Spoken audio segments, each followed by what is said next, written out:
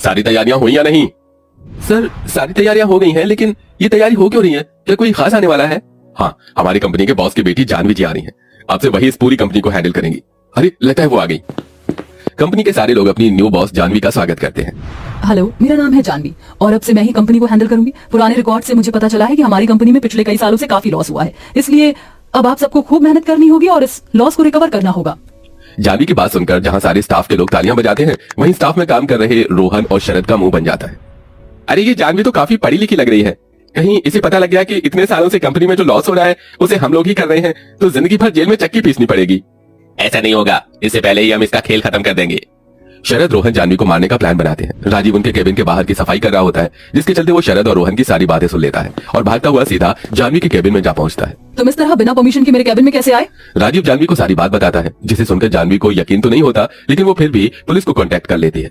वहीं शरद और रोहन जैसे ही जानवी को मारने के लिए उसके कमरे में आते हैं, तो पुलिस उन्हें पकड़ लेती है और सीधा जेल में ले जाती है। राजीव, तुम्हारा बहुत बहुत शुक्रिया। अगर तुम ना होते तो शायद आज वो लोग मुझे मार ही देते। ये आप कैसी बातें कर रही हैं? इस कंपनी का मैंने नमक खाया है और मैं अपने जीते जी इस कंपनी में कभी कुछ गलत नहीं होने दूंगा। कहने को राजीव इतनी बड़ी कंपनी में सिर्फ एक मामूली पियून था, लेकिन उसकी बातें सुन जानवी उससे काफी इंप्रेस हो जाती है, जिसके चलते अब दोनों में काफी अच्छी दोस्ती हो जाती है और यही दोस्ती सिर्फ कुछ महीनों में प्यार के रिश्ते में बदल जाती है। जानवी राजीव से शादी करना चाहती थी, इसलिए वो अपने माता पिता को राजीव के बारे में बताती है। जानवी, तुम्हारा दिमाग तो नहीं खराब हो गया? इतनी बड़ी कंपनी की बॉस होकर तुम एक पियून से शादी करना चाहती हो? लोग क्या कहेंगे? लोग क्या कहेंगे मुझे इससे कोई मतलब नहीं है। मैं राजीव से प्यार करती हूँ और उसी से ही शादी करूंगी। ठीक है, अगर यही तुम्हारा आखिरी फैसला है तो हमारा फैसला भी सुन लो। अगर तुम उस गरीब से रिश्ता जोड़ोगी तो तुम्हें हमसे सारे रिश्ते नाते खत्म करने होंगे। जानवी राजीव से बहुत प्यार करती थी, इसलिए वो अपने माँ बाप से सारे रिश्ते तोड़ देती है। वहीं मुकेश जानवी के सारे क्रेडिट कार्ड को भी ब्लॉक कर देता है। साथ ही साथ राजीव को भी कंपनी से निकाल देता है, जिसके बाद राजीव और जानवी मंदिर में शादी कर लेते हैं। शादी के बाद राजीव के माता पिता और बहन जानवी का घर में गृह प्रवेश करते हैं। क्या हुआ बहू, क्या देख रही है? ऐसे यही ना कि तेरा ससुराल इतना छोटा क्यों है? नहीं माँ जी, ऐसा नहीं है। घर तो रिश्ते और प्यार से बनता है। बड़ा घर होकर भी अगर उसमें प्यार और रिश्ते ना हो तो ऐसे घर का क्या फायदा? जानवी की बात सुन ससुराल वाले काफी खुश होते हैं, जिसके बाद जानवी की नंद उसे उसके कमरे में लेकर जाती है। जानवी को हमेशा से ही एसी में रहने की आदत थी, लेकिन उसके ससुराल में एक पंखा भी नहीं था, जिसके चलते रात भर जानवी गर्मी से परेशान होती रहती है। क्या हुआ जानवी, तुम अभी तक सोई नहीं? वो नई जगह है ना, इसलिए नींद नहीं आ रही। मैं जानता हूँ तुम्हें एसी में रहने की आदत है, और यहाँ तो एक पंखा भी नहीं है। जानवी, मुझे माफ कर देना, मेरी वजह से तुम ठीक से सो भी नहीं पा रही हो। आप ऐसा क्यों बोल रहे हैं? धीरे धीरे मुझे इन सब की आदत हो जाएगी। आप ज्यादा परेशान मत हो। जानवी को गर्मी से इतना परेशान होता देख राजीव से देखा नहीं जाता, जिसके बाद राजीव रात भर जाकर जानवी को हाथ वाले पंखे से हवा करता रहता है, जिससे जानवी आराम से सो जाती है। सुबह होने के बाद जानवी उठकर तैयार होती है और अपनी पहली रसोई की रस्म के लिए जाती है। ये क्या, यहाँ तो ना ही गैस है और ना ही इंडक्शन, इसका मतलब मुझे मिट्टी के चूल्हे पर खाना बनाना होगा। वैसे जब मैं स्कूल टूर की तरफ से गाँव गई थी तो मैंने देखा था कि वहाँ की औरतें कैसे चूल्हे पर खाना बनाते हैं। आज मैं भी ट्राई करती हूँ। जानवी चूल्हा जलाने की कोशिश करती है और थोड़ी देर में चूल्हा जल जाता है, जिसे देख जानवी बहुत खुश होती है और अपनी पहली रसोई की तैयारी करती है। वहाँ तो सिर्फ टमाटर है और थोड़ा सा आटा। अब मैं क्या करूँ? इनसे मैं क्या ही बनाऊं? जानवी काफी देर तक सोचती है कि तभी उसे आइडिया आता है और वो जल्दी से टमाटर की चटनी और गर्मा गर्म रोटी बनाकर तैयार कर देती है। जानवी के हाथ का खाना घर में सभी को काफी पसंद आता है। बहू, ऐसी टमाटर की चटनी तो मैं अभी नहीं बना पाती जैसे तूने बनाई है। हाँ भाभी, हमें नहीं पता था कि आप इतना अच्छा खाना बनाती हो और मुझे तो यकीन ही नहीं हो रहा कि आपने चूल्हे पर खाना बनाया है। सभी लोग जानवी की काफी तारीफ करते हैं। वहीं जगन शगुन के तौर पर जानवी को 20 रुपए देता है, जिसे लेकर जानवी आशीर्वाद लेती है और जानवी को उसके ससुराल में बेटी की तरह ही प्यार मिल रहा था। लेकिन बढ़ती गर्मी के चलते उसकी हालत काफी ज्यादा खराब हो चुकी थी। बहुत प्यास लग रही है। शादी से पहले हर गर्मी के मौसम में माँ मेरे लिए तरह तरह की जूस बनाया करती थी, लेकिन अब तो इस मटके के पानी का ही सहारा है। जानवी मटके का पानी लेकर जैसे ही पीती है तो एकदम से उसके हाथ से गिलास छूट जाता है, जिसकी आवाज सुनकर सरस्वती आ जाती है। क्या हुआ बहू, तू ठीक तो है ना? कुछ नहीं माँ जी, वो गर्मी की वजह से मटके का पानी भी गर्म हो गया था तो एकदम से गिलास छूट गया। अपनी बहू की बात सुन सरस्वती को उसके लिए काफी दुख तो होता है, लेकिन अपनी गरीबी के चलते सरस्वती उसके लिए कुछ नहीं कर पाती। बढ़ती गर्मी के चलते अब धीरे धीरे जानवी हाथ पैरों पर गर्मी के दाने निकल आते हैं। बहुत जलन हो रही है।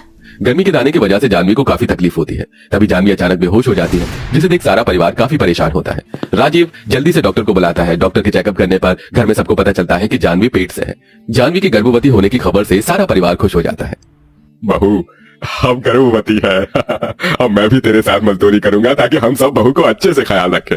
इस उम्र में भला आप काम करेंगे? आपको काम करने की कोई जरूरत नहीं है। मैं और राजीव मिलकर सब संभाल लेंगे। लेकिन कैसे बहू? माँ जी, आपने ही तो कहा था ना कि मैं खाना अच्छा बनाती हूँ, तो मैं सोच रही थी कि मैं समोसे और पकौड़े की रेडी खोल लेती हूँ। ज्यादा मेहनत भी नहीं लगेगी और कमाई भी अच्छी खासी हो जाएगी। जानवी की बात सुन राजीव अपने दोस्तों से कुछ पैसे उधार मांग कर आता है। एक किराए पर ठेला लेकर जानवी को समोसे पकौड़े की रेडी खोल देता है और अब जानवी कड़ी धूप में समोसे बेचती है। इतनी गर्मी में गर्भवती अवस्था में खुद को इतना परेशान देख जानवी को अपने बीते कल की याद आने लगती है। बेटा, थोड़ा सा और पी लो। पहले ही आपने इतने सारे फ्रूट्स खिला दिए और अभी जूस, ये सब तुम्हें गर्मी में हाइड्रेटेड रखेंगे। तुम्हें पता है ना कि गर्मी में तुम्हारी तबीयत कितनी जल्दी खराब होती है। अपने बीते पल को याद करते हुए जानवी की आंखों में आंसू आ जाते हैं। तभी उसके सामने से एक बड़ी सी गाड़ी गुजरती है। उस गाड़ी में कोई और नहीं बल्कि उसके माता पिता होते हैं। अपनी बेटी को गर्भवती हालत में धूप में समोसे बेचते हुए देख मुकेश और मेघना की आंखों में आंसू आ जाते हैं। ये हमारी बेटी की क्या हालत हो गई है। सुनिए जी, मुझे मेरी बेटी के पास ले चलिए, मैं उसे अब ऐसी तकलीफ में और नहीं देख सकती। अगले दिन होते ही मेघना और मुकेश सीधा जानवी के ससुराल पहुंचते हैं, जहां वो देखते हैं कि जानवी की सास और नंद जानवी के हाथ पैरों की मालिश कर रहे हैं। बहू, तुझे इतनी धूप में समोसे बेचने की क्या जरूरत है? तू कहे तो मैं और राशि ये काम कर लेते हैं। माँ बिल्कुल ठीक कह रही है, आपने अपनी हालत देखिए। चलिए अब जल्दी से ये दूध पी लो, आपको फिर दवाई भी खानी है। अपनी बेटी की सास और नंद को अपनी बेटी का इतना ख्याल रखता देख मुकेश और मेघना काफी खुश होते हैं। तभी जानवी की नजर अपने माता पिता पर जाती है, जिनको देखकर वो बहुत खुश होती है। पापा, आप लोग आ गए? हाँ मेरी बच्ची, कैसी है तू? तुझे पता है तेरे जाने के बाद हमने तुझे कितना याद किया। हाँ पापा, मैंने भी आप दोनों को बहुत याद किया।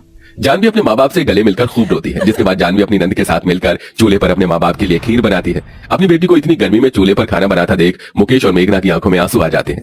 जो लड़की खुद से एक गिलास पानी भी लेकर नहीं पीती थी, वो आज इतनी जिम्मेदार बन गई है। जानवी के हाथ की खीर मुकेश और मेघना को काफी पसंद आती है। तभी मजदूरी कर राजीव भी आ जाता है। अरे मैम सर, आप दोनों यहाँ? मैं तो सोच भी नहीं सकता था कि आप लोग कभी हमारे घर भी आएंगे। मैम सर नहीं बेटा, माँ और पापा कहो। पापा? हाँ बेटा, हमने तुम लोगों को माफ कर दिया। हम सोच भी नहीं सकते थे कि हमारी फूल सी बेटी कभी इतनी जिम्मेदारियां भी उठा पाएगी। हमें तो खुशी है कि इसे शादी ने तुम्हें कितना जिम्मेदार और समझदार बना दिया है। मुकेश और मेघना की बात सुन जानवी बहुत ज्यादा खुश होती है। अब मुकेश राजीव को अपनी कंपनी में एक अच्छी पोस्ट पर रख लेता है और उनके घर जरूरत की सभी चीजें, पंखा, एसी भी लगवा देता है, जिससे अब धीरे धीरे उनके घर के हालात भी ठीक होने लगते हैं। वहीं कुछ महीनों में जानवी एक प्यारी सी